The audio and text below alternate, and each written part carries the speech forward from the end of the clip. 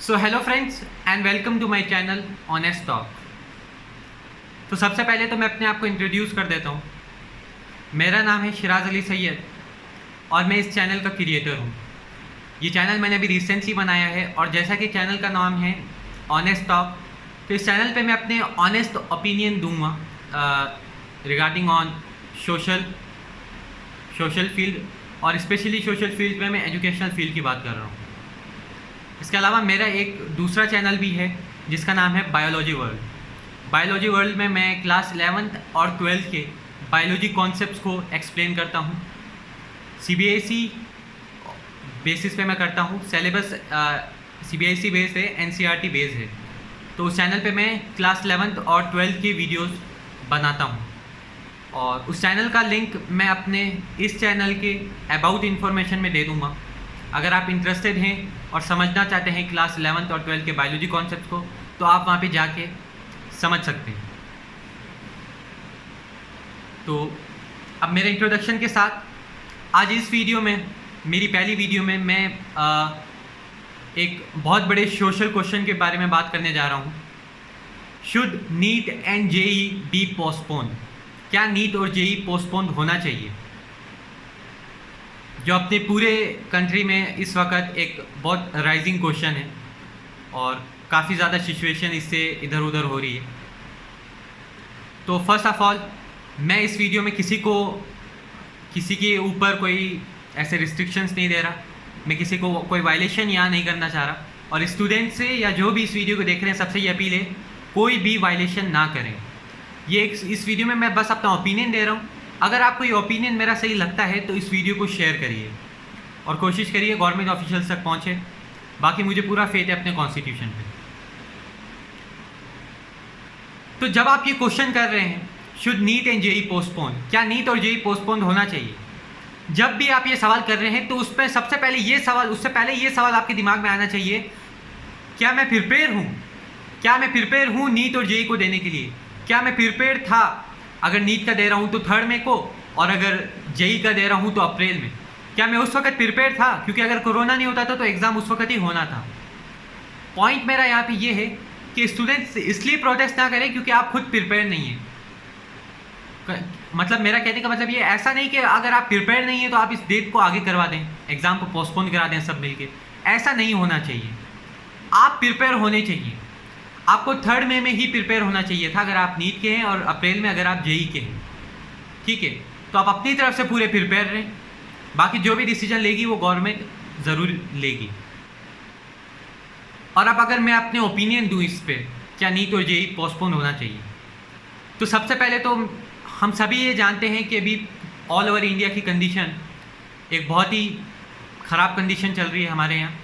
और जो कहते हैं कोविड सिचुएशन हमारे यहाँ पे है और दुनिया में हर जगह ही है। अगर मैं स्टैटिस्टिक्स की बात करूँ तो इंडिया में इस वक्त मोर देन 30 लाख से भी ज़्यादा केसेस आ चुके हैं कोरोना के, जिसमें से 22 लाख ठीक हो चुके हैं, लेकिन 7 लाख केसेस अभी भी एक्टिव हैं। और डेथ की बात करूं तो 56,000 डेथ ऑलरेडी हो चुकी है और ना जाने आगे कितनी डेथ्स होगी, कोई भी गारंटी नहीं है। तो मेरा ये मानना है कि अगर गवर्नमेंट कंप्लीट रिस्पॉन्सिबिलिटी लेती है, 100% रिस्पॉन्सिबिलिटी लेती है कि जो भी बच्चा, अगर 16 लाख बच्चे एग्ज़ाम दे रहे हैं फॉर एग्जांपल नीट का, तो गवर्नमेंट अगर ये रिस्पॉन्सिबिलिटी ले रही है कि एक बच्चा भी इन्फेक्ट नहीं होगा कोरोना से, तो ये एग्ज़ाम लिया जाए। अगर उनको 0.1% भी गवर्नमेंट को डाउट है कि हम शायद फेल हो सकते हैं, तो मेरा ये मानना है इस एग्ज़ाम को पोस्टपोन कर देना चाहिए अगर हम श्योर नहीं हैं। क्योंकि अगर बच्चे ही नहीं हैं तो एग्ज़ाम देगा कौन? और हर स्टूडेंट की लाइफ इक्वली इम्पॉर्टेंट है। घर पे उनके पेरेंट्स भी इंतज़ार कर रहे हैं।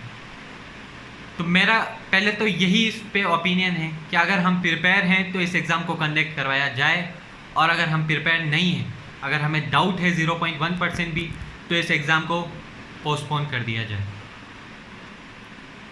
अब जो रिसेंट डेट है एग्ज़ाम की वो है 13 सितंबर नीट के लिए और 1 से 6 सितंबर के बीच में जेई मेंस के लिए, और 27 सितंबर जेईई एडवांस के लिए। ये रिसेंट डेट्स है। और इसके साथ मैं ये भी कहना चाहूँगा, अगर एग्ज़ाम गवर्नमेंट लेती भी है और वो ये अश्योर करती है कि कोई बच्चा इन्फेक्ट नहीं होगा, जो कि इस वक्त मुश्किल है ये कहना, तो उसके साथ एग्ज़ामिनेशन सेंटर भी बढ़ाए जाएं। एग्ज़ामिनेशन सेंटर सेफ जोन पे पूरे भारत में इक्वली डिस्ट्रीब्यूट होने चाहिए।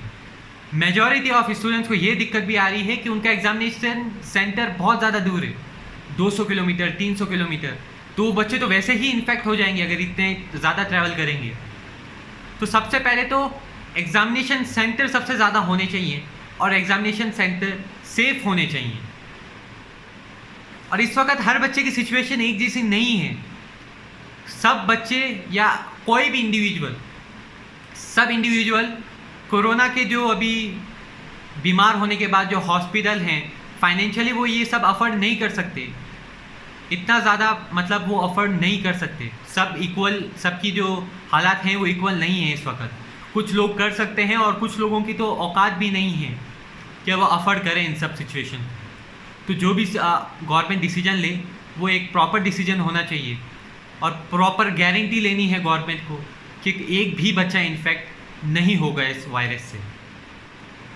और अगर हम फर्दर रिसर्च की बात करें तो काफ़ी रिसर्चर्स का ये कहना है कि ये बीमारी अब आने वाले टाइम में as we proceed toward winter season में ये बीमारी ज़्यादा होने के चांसेस हैं। और काफ़ी रिसर्चर्स ने तो नंबर्स भी हम लोगों को ऑलरेडी बता दिए हैं। अगर रिसर्चर्स की बात करें तो ऐसा मानना है कि इंडिया में दिसंबर तक 3 लाख केसेस आ सकते हैं। ये श्योर नहीं है, आ सकते हैं। अगर वैक्सीन ना हो तो शायद आ सकते हैं, क्योंकि सर्दी में डेफिनेटली ये बीमारी ज़्यादा फैलेगी। और फिर गवर्नमेंट का जो कहना है कि गवर्नमेंट ने अभी पॉलिसीज़ इशू की है, जब बच्चा नीट और जेईई देना जाएंगे तो उनको ये पॉलिसी फॉलो करनी है, जैसे मास्क पहनना, ग्लोव्स पहनना, उसके अलावा भीड़ जमा नहीं होने देगी, ऐसा गवर्नमेंट ने अपनी पॉलिसीज़ में कहा है। धीरे धीरे करके लोगों को डालेंगे अंदर और सबका टेम्परेचर नापा जाएगा। अगर किसी का टेम्परेचर नॉर्मल नहीं है तो उसको अलग बिठा के एग्ज़ाम दिलवाया जाएगा। सब हेल्दी बच्चों से अलग बिठा के एग्ज़ाम दिलवाया जाएगा।